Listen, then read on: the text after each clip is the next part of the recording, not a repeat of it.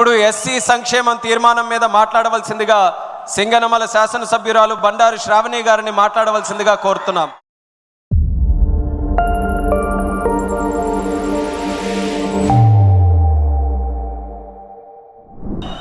వేదికను అలంకరించిన పెద్దలు, పూజ్యులు, తెలుగుదేశం పార్టీ అధినేత, మన ప్రియతమ నాయకులు, రాష్ట్ర ముఖ్యమంత్రి వర్యులు శ్రీ నారా చంద్రబాబు నాయుడు గారికి, మన యువనేత కార్యకర్తల కోసం నిరంతరం శ్రమిస్తున్న మంత్రివర్యులు నారా లోకేష్ అన్న గారికి, అలాగే వేదిక మీద ఉన్న పెద్దలు, వేదిక ముందు ఉన్న తెలుగుదేశం పార్టీ కుటుంబ సభ్యులు అందరికీ కూడా నమస్కారాలు తెలియజేస్తా ఉన్నాను.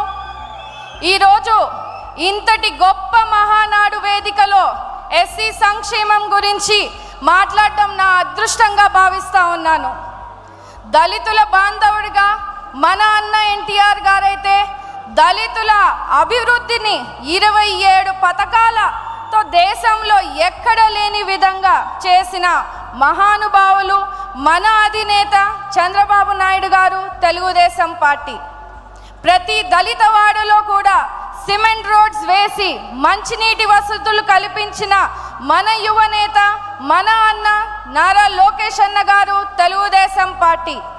భూమి లేని నిరుపేదలైన దళితులకు భూమి కొనుగోలు చేసి రైతులుగా మార్చి సమాజంలో గౌరవం కలిగించిన మన తెలుగుదేశం పార్టీ. సామాజిక న్యాయం కల్పించాలని, అణగారిన వర్గాలకు పిల్లల విద్యను అభ్యసించేలా, ఆర్థికంగా అభివృద్ధి చెందాలని, సమాజంలో గౌరవంగా జీవించేలా చూడాలని డాక్టర్ బిఆర్ అంబేద్కర్ గారు కలలు కన్నారు. ఆ మహనీయుడి ఆశయాలను మన అన్న ఎన్టీఆర్ గారు, నేడు అధినేత శ్రీ నారా చంద్రబాబు నాయుడు గారు ఆచరణలో పెట్టి ఈరోజు చూపిస్తున్నారు. దళిత వర్గాలు అన్ని రంగాల్లో అభివృద్ధి చెందాలని, వారి అభివృద్ధికి మునిపెన్నడు లేని విధంగా చంద్రబాబు నాయుడు గారి పాలనలో సబ్ ప్లాన్ రూపంలో మనకి 40,000 కోట్ల వ్యయం చేశారు. ఎస్సీలకు అనేక అభివృద్ధి సంక్షేమ కార్యక్రమాలు చేపట్టడం జరిగింది. అంటరాని తరం నిర్మూలనకు జస్టిస్ పున్నయ్య కమిషన్ ద్వారా 42 సిఫార్సులు అమలు చేశారు. ఎస్సీ రిజర్వేషన్లు 14 నుంచి 15% వరకు పెంచాం. బెస్ట్ అవైలబుల్ స్కూల్స్ని ఏర్పాటు చేశాం. ఆనాడు లోక్సభ స్పీకర్గా బాలయోగి గారిని, శాసనసభ స్పీకర్గా ప్రతిభాభారతి గారిని, రాష్ట్రపతిగా కేఆర్ నారాయణ్ గారిని, తొలి దళిత ఆర్థిక మంత్రిగా మా తాతగారైనటువంటి మహేంద్రనాథ్ గారిని, తొలి దళిత ప్రభుత్వ ప్రధాన కార్యదర్శిగా కాకి మాధవరావు గారిని నియమించిన ఘనత కూడా తెలుగుదేశం పార్టీదే. ఆర్థికంగా, రాజకీయంగా, సామాజికంగా సమాజంలో దళితులకు సముచిత స్థానం కలిగించేలా ప్రోత్సహిస్తున్నటువంటి మన దేవుడు, మన ముఖ్యమంత్రి వర్యులు నారా చంద్రబాబు నాయుడు గారు, లోకేష్ అన్న గారు, తెలుగుదేశం పార్టీ. అంతేకాకుండా విదేశీ విద్య పథకం ద్వారా వందలాది దళిత బిడ్డలకు ఆర్థిక సాయం చేశాం. దళిత యువతకు 40,000 రూపాయలు పెళ్లి కానుక ఇచ్చాం. ప్రతి దళిత వాడలో 1,000 కోట్ల రూపాయల సీసీ రోడ్లను వేశాం.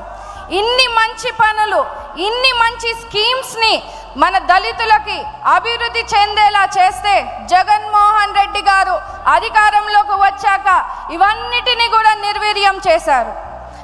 దళితులకు సంబంధించిన 27 పథకాలు రద్దు చేశారు. 28,000 కోట్ల సబ్లాన్ నిధులను దారి మళ్లింపు చేశారు. ఎస్సీ కార్పొరేషన్లు నిర్వీర్యం చేశారు.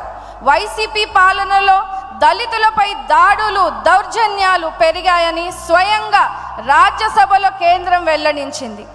అందుకే రాష్ట్రంలో ఉన్న అన్ని దళితులందరూ కూడా ఒక్క మాటగా చంద్రబాబు నాయుడు గారిని మళ్ళీ ఈరోజు ముఖ్యమంత్రి చేసుకున్నారు. దానికి మీరందరూ కూడా కృషి చేసినందుకు రాష్ట్రంలో ఉన్న ప్రతి తెలుగుదేశం కార్యకర్తకు, ప్రజలకు ఈ వేదిక మీద నుంచి కూడా ధన్యవాదాలు తెలియజేస్తా ఉన్నాను. మరి ముఖ్యంగా ఎస్సీ వర్గీకరణ చేసి దళితులకు ఆపద్బాంధవుడిగా నిలిచారు. ఈ బడ్జెట్లో కూడా 20,000 కోట్ల రూపాయలు కేటాయించి దళితుల అభివృద్ధికి కృషికి చంద్రబాబు నాయుడు గారు తెలుగుదేశం పార్టీ చేస్తున్నటువంటి పనులకు దళిత జాతి తరఫున అభినందనలు తెలియజేస్తున్నాను సార్.